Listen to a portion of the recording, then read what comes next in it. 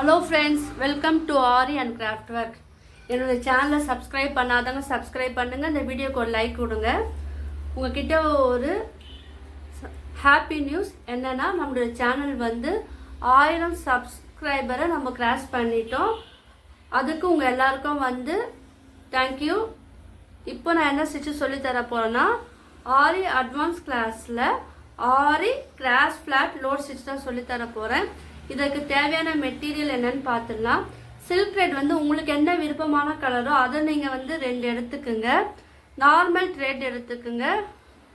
Needle வந்து 14, ஏன்னா நம்ம எப்பவுமே சில்க் த்ரெட் யூஸ் பண்ணும் போது நீடில் வந்து 14 தான் எடுப்போம். ஸோ நீங்களும் அதை எடுத்துக்குங்க. பீட் வந்து 2mm பீட், மிஷின் த்ரெட். இதெல்லாம் இதுக்கு தேவையான மெட்டீரியல். வாங்க இது எப்படி போடலான்னு பார்க்கலாம். ஃபஸ்ட்டு என்ன பண்ணுங்க, நீங்கள் ஒரு ரெக்டாங்கிள் ஷேப்பில் வந்து ஒரு பாக்ஸ் போல் வரைஞ்சிக்குங்க. உங்களுக்கு எந்த அளவுக்கு வேணுமோ அந்த அளவுக்கு நீங்கள் வரைஞ்சிக்குங்க. வரைஞ்சிட்டு அதில் வந்து ட்ரையாங்கிள் ஷேப்பில் வந்து ஒரு லைன் வந்து கிராஸாக வந்து நீங்கள் போடணும்.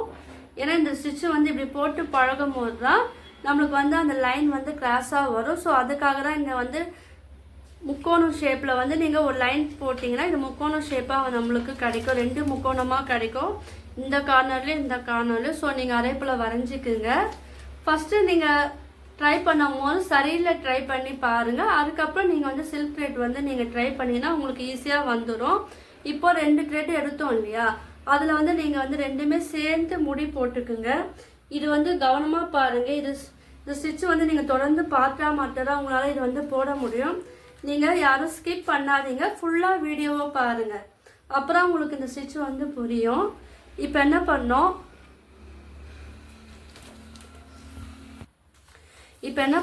மேலே நம்ம போட்டோம் இல்லையா அந்த ட்ரையாங்கிள் ஷேப்பில், அங்கேருந்து ஒரு கொஞ்சம் தள்ளி அந்த கார்னரை விட்டுட்டு அந்த எண்டிங் பாயிண்ட்டை விட்டுட்டு கொஞ்சம் தள்ளி வந்து நீங்கள் த்ரெட்டை வந்து நம்ம எடுக்கணும்.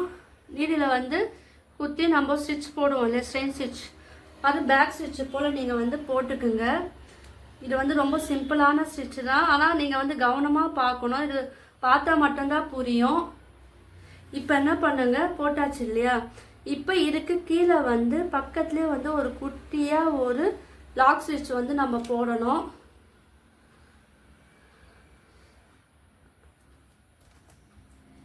பாருங்க போட்டு இப்போ மேலே நம்ம லைன் போட்டோம் இல்லையா, ஸ்ட்ரைட் லைன், அந்த லைனில் தான் நீங்கள் வந்து இந்த செயின் ஸ்டிச்சு போட்டுட்டு அது பக்கத்துலேயே ஒரு குட்டியாக லாக் ஸ்டிச் வந்து போடணும்.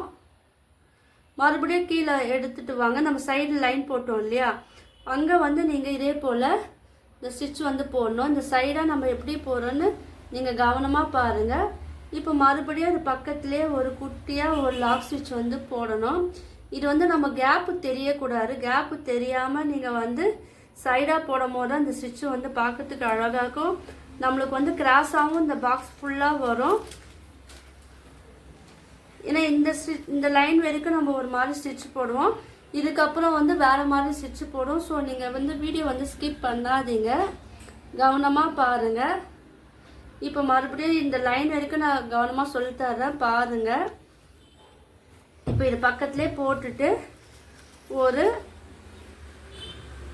குட்டியாக ஒரு லாக் ஸ்டிச் வந்து போடுங்க.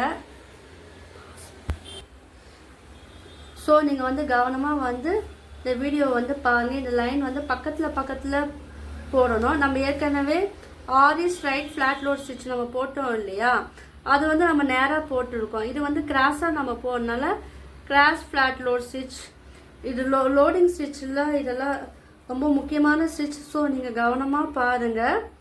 ஆரி பேசிக் கற்றுக்கும் போது இந்த ஸ்டிச்செல்லாம் நம்மளுக்கு அவ்வளோ வராது, ஏன்னா அது நம்ம பழகிறதுக்காக ஈஸியான ஸ்டிச்சாக தான் இருக்கும். ஆனால் அட்வான்ஸ்னு போகும்போது நம்மளுக்கு கொஞ்சம் டஃப்பாக தான் இருக்கும். ஆனால் நம்ம டஃப்னு சொல்ல முடியாது. ப்ராக்டிஸ் பண்ணிங்கன்னா உங்களுக்கு வந்து அது ஈஸியாக இருக்கும். ஸோ அதனால் சில்க் த்ரெட் வந்து நீங்கள் எந்த ஸ்டிச்சு பண்ணாலும் சில்க் த்ரெட்டை வந்து நீங்கள் பழகினாதான் நீங்கள் அடுத்த ஸ்டிச்சு வந்து நம்ம போட முடியும்.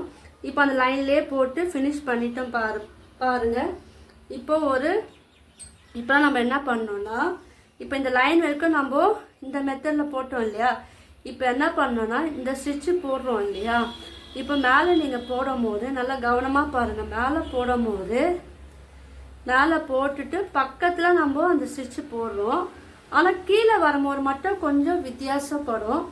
என்னன்னா இப்போ கீழே போடும் போது அந்த லைன் கீழே ஸ்ட்ரைட் லைன் போட்டோம் இல்லையா, இந்த லைன் போட்டோம் இல்லையா, அந்த லைனில் போடாமல் அந்த லைனுக்கு உள்ளேயே கொஞ்சம் தள்ளி போடணும். ஏன்னா தள்ளி போட்டுட்டு அதுக்கப்புறம் அந்த லைன் மேலே குட்டியாக ஒரு லாக் ஸ்டிச் வந்து போடணும். இப்படி போட்டால் மட்டும்தான் நம்மளுக்கு வந்து அந்த கிராஸ் ஃப்ளாட் லோடு வந்து கிடைக்கும். மறுபடியும் சொல்லித்தரேன், கவனமாக பாருங்கள். இப்போ நம்ம மேலே வந்து அந்த லைன் மேலே இந்த ஸ்டிச்சு வந்து போடுங்க. போட்டுட்டு அது பக்கத்துலேயே ஒரு குட்டியாக ஒரு லாக் ஸ்டிச் வந்து போடணும். அதை வந்து கீழே எடுத்துகிட்டு வரும்போது அந்த லைனுக்கு உள்ளே தான் நீங்கள் வந்து ஸ்டிச்சு போட்டுட்டு ஒரு குட்டியாக ஒரு லாக் ஸ்டிச் வந்து போடணும். மேலே வந்து அந்த லைன்லேயே போடணும். கீழே வரும்போது மட்டும் அந்த லைனுக்கு உள்ளே தான் போடணும். அப்புறம் நம்மளுக்கு வந்து இந்த லைன் வந்து இந்த மாதிரி கிராஸாக வந்து கிடைக்கும். பாருங்கள், நீங்கள் ஒரு 2-3 வாட்டி நீங்கள் கவனமாக பார்த்தீங்கன்னா உங்களுக்கு வந்து புரியும், நான் எப்படி போகிறேன்னு புரியும். ஸோ வீடியோவை வந்து யாரும் வந்து ஸ்கிப் பண்ணாதீங்க. இப்போ நம்ம ஆனால் என்னென்னா கிட்ட போடணும். அப்போ தான் இது பார்க்கறதுக்கு வந்து அழகாக இருக்கும். நம்மளுக்கு அந்த கேப் வந்து தெரியக்கூடாது, கிளாத்தோட கேப் வந்து தெரியக்கூடாது. அதே நேரத்தில் ஃபினிஷிங் வந்து நீட்டாகவும் இருக்கணும். இது கொஞ்சம் டைம் எடுக்கும், இருந்தாலும் நீங்கள் வந்து ப்ராக்டிஸ் பண்ணி பாருங்கள். சரியில் ப்ராக்டிஸ் பண்ணுங்கள். அதுக்கப்புறம் நீங்கள் வந்து சில்க் த்ரெட்டில் ப்ராக்டிஸ் பண்ணும் போது இந்த ஸ்டிச் வந்து பார்க்கறதுக்கு அழகாக இருக்கும். நீங்கள் ஆரி வந்து நல்லா கற்றுக்கணுன்னு நீங்கள் விருப்பப்பட்டீங்கன்னா உங்களுக்கு வந்து 6 மந்த்துனாச்சு உங்களுக்கு ட்ரைனிங் தேவை. ஏன்னா நீங்கள் எந்த அளவுக்கு ட்ரைனிங் எடுக்கிறீங்களோ அந்த அளவுக்கு உங்களுக்கு ஸ்டிச்சு வந்து அழகாக வரும். நீங்கள் வந்து ப்ளவுஸ்லேயும் நீங்கள் பண்ணலாம். இல்லை உங்களுக்கு டிசைன் ஒர்க்கு ஒரு இமேஜ் கொடுத்து அதில் போட சொன்னாலும் நீங்கள் பண்ணணுன்னா ஒரு 6 மந்த்துனாச்சும் உங்களுக்கு நல்லா வேணும். இன்ட்ரெஸ்ட் இருக்கிறவங்க பேசிக் அண்ட் அட்வான்ஸ் வந்து சீக்கிரமாக கற்றுக்கிட்டு 3 மந்த்தில் கூட நல்லா ட்ரைனிங் ஆகி அவங்க கூட வந்து ஃபுல்லாக வந்து போடுறாங்க. என்னென்னா ப்ராக்டிஸ் தான் முக்கியம். ஆரியை பொறுத்த வரைக்கும் எந்த அளவுக்கு நீங்கள் ப்ராக்டிஸ் பண்ணுறீங்களோ, இப்போ 6 மந்த்து கோர்ஸை நீங்கள் அதை 3 மந்த்தில் கூட நீங்கள் ஃபினிஷ் பண்ணலாம். ஏன்னா உங்களுடைய அங்கே ஹார்ட் ஒர்க் தான் அதில் வந்து ரொம்ப முக்கியம். ஒரு நாளைக்கு 1 hour கிடையாது. உங்களால் எவ்வளோ மணி நேரம் ஆரிக்காக ஸ்பெண்ட் பண்ணுறீங்களோ அந்த அளவுக்கு ஸ்பெண்ட் பண்ணிங்கன்னா 6 மந்த்து கோர்ஸை நீங்கள் வந்து 3 மந்த்து 4 மந்த்லேயே நீங்கள் வந்து ஃபினிஷ் பண்ணலாம்.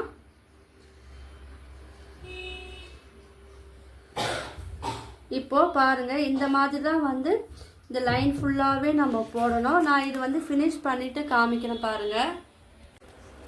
நீங்கள் வந்து இந்த மாதிரி ஸ்டிச் வந்து நீங்களும் வந்து ட்ரை பண்ணி பாருங்கள். இதில் வந்து உங்களுக்கு டவுட் இருந்தால் கீழே வந்து நீங்கள் கமெண்டும் பண்ணலாம். இந்த ஸ்டிச்சு வந்து பார்க்கறதுக்கு ரொம்ப உங்களுக்கு ஈஸியாக இருக்கிற போல் இருக்கும். ஆனால் ட்ரை பண்ணால் மட்டும்தான் வரும். இதை வந்து நீங்கள் பொறுமையாக கேர்ஃபுல்லாக நீங்கள் வந்து போடணும். என்னுடைய வீடியோ வந்து aari basic and advance video, fabric painting, silk thread jewellery making, brooches video நான் அப்லோட் பண்ணியிருக்கேன். அந்த வீடியோவை போய் பாருங்கள். உங்களுக்கு எல்லாருக்கும் வந்து யூஸ்ஃபுல்லாக இருக்கும். உங்களுக்கு இந்த வீடியோவில் என்ன டவுட்டு உங்களுக்கு என்ன இருந்துச்சுன்னா நீங்கள் கீழே வந்து கமெண்ட் பண்ணி நீங்கள் வந்து என்கிட்ட கேட்டு அந்த டவுட்டெல்லாம் வந்து கிளியர் பண்ணிக்கலாம். உங்களுக்கு எல்லாருக்கும் இந்த வீடியோ வந்து உங்களுக்கு ரொம்ப யூஸ்ஃபுல்லாக இருக்கும். ஸோ எல்லோரும் வந்து ட்ரை பண்ணி பாருங்கள். இந்த ஃபினிஷிங் வந்து இப்படி தான் வந்து நம்ம இது வந்து பண்ணணும். நான் சொல்கிற மெத்தடில் நீங்கள் வந்து ஃபாலோ பண்ணின்னு வாங்க. நான் பண்ணுற ஒர்க்கெல்லாம் நீங்களும் வந்து ப்ராக்டிஸ் பண்ணியிருந்தீங்கன்னா எனக்கு வந்து ஃபோட்டோவாக சென்ட் பண்ணி நீங்கள் அனுப்பலாம். என்னுடைய மொபைல் நம்பர் வந்து கீழே டிஸ்கிரிப்ஷனில் நான் வந்து கொடுத்துருக்கேன். ஸோ அதில் வந்து நீங்கள் வாட்ஸ்அப்பில் நீங்கள் வந்து சென்ட் பண்ணலாம். நீங்கள் பண்ணுற அந்த மிஸ்டேக்கு நான் வந்து உங்கள்கிட்ட உடனே வந்து நான் வந்து அது கிளியர் பண்ணி விடுவேன், சொல்லியும் கொடுப்பேன். ஸோ அது வந்து நீங்கள் பாருங்கள். இது மட்டும் இல்லாமல் நான் வந்து கிளாஸும் எடுக்கிறேன். அந்த கிளாஸில் வந்து நீங்கள் வந்து ஜாயின் பண்ணிக்கலாம். இப்போ பாருங்கள், இது வரைக்கும் நம்ம ஃபினிஷ் பண்ணிட்டோம் பாருங்கள். நான் சொன்னேன் இல்லையா, அந்த மெத்தடை தான் வந்து ஃபினிஷ் பண்ணேன். இப்போ வந்து இங்கே வந்து வித்தியாசப்படும். ஸோ இங்கே போட்டால் போல் இங்கே போடக்கூடாது. ஸோ அதனால் வீடியோ வந்து கவனமாக பாருங்கள், ஸ்கிப் பண்ணாமல் பாருங்கள். இப்போ நம்ம உள்ளே போடுறோம் இல்லையா, அதே தான் கண்டினியூ பண்ணோம். என்னென்னா மேலே கொஞ்சம் வித்தியாசப்படும் பாருங்கள். இப்போ அதே கீழே நம்ம போடுறோம் இல்லையா, மேலே வந்து உங்களுக்கு போடும்போது அது ஃபினிஷிங் வந்து இந்த கார்னரோடு நம்மளுக்கு ஃபினிஷ் ஆகுது இல்லையா. அப்போ நீங்கள் என்ன பண்ணுங்க, கொஞ்சமாக நீங்கள் வந்து அது வெளியே வந்தாலும் பரவாயில்ல, குட்டியாக ஒரு லாக் ஸ்டிச் வந்து போட்டுக்கிட்டு தான் நம்ம வந்து இதை கீழே வந்து எடுத்துகிட்டு வரணும். அதை கீழே வந்து நம்ம லைனுக்குள்ளே போட்டோம் இல்லையா, அதே மெத்தடில் தான் கீழே வந்து ஃபாலோ பண்ணி போடணும். ஆனால் மேலே போடும்போது மட்டும் நம்மளுக்கு இங்கே போட்ட போல் போடக்கூடாது. நீங்கள் நேராக போட்டுட்டு அந்த லைன் மேலே போட்டுட்டு வெளியே வந்தாலும் பரவாயில்ல, அங்கே வந்து ஒரு குட்டியாக ஒரு லாக் ஸ்டிச் வந்து நம்ம போடணும். அப்போ தான் அந்த ஃபினிஷிங் வந்து நம்மளுக்கு நீட்டாக வரும். நல்லா கவனமாக பாருங்கள்.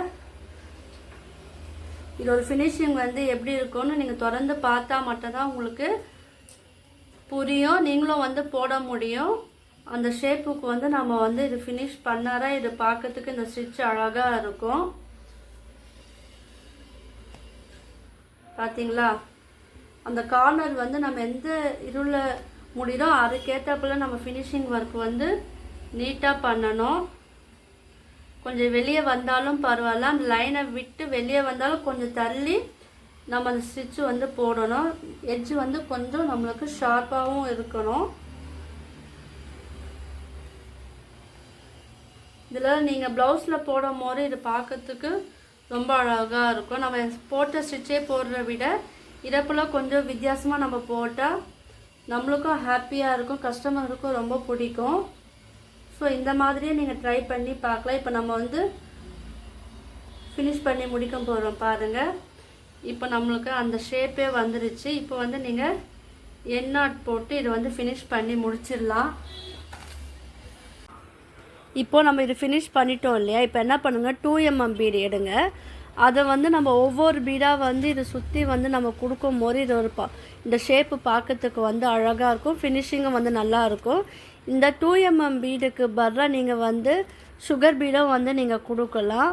அது வந்து நீங்கள் கொடுக்கும்போது சுகர் பீடு கொடுக்கும்போது நீங்கள் 2 கொடுக்கலாம், பீடு மட்டும் ஒன்று கொடுக்கலாம்.